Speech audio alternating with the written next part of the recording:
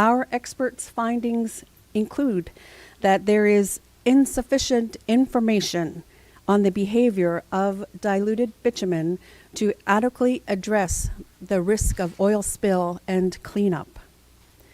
TWN persistently asked Canada throughout consultation to provide us with any peer reviews of our findings or any new scientific studies in relation to the project.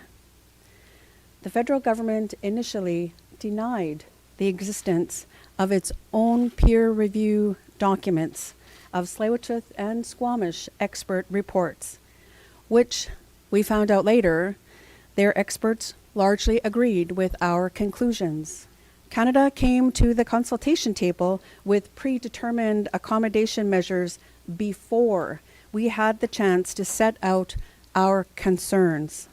Those measures did not change after consultation, meaning they were not responsive to our specific and focused concerns. It is again proved that it is flawed. They said they wanted to work with Coldwater in regards to a water aquifer study in collaboration. And we worked in good faith. But yet when you say collaboration, it wasn't Coldwater who imposed deadlines when the water aquifer study hasn't even started.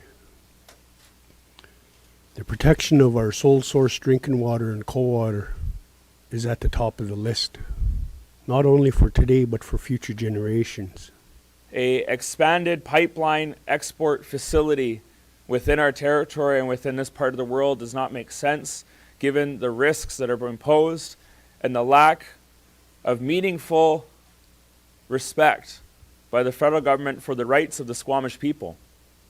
We will continue to challenge this and continue to challenge the federal government using our rights that are protected under the Canadian Constitution. That is what is asked of us as leaders by our people, and it's asked of us by future generations who are praying that we continue to stand up for the environment that we are going to hand down to them one day.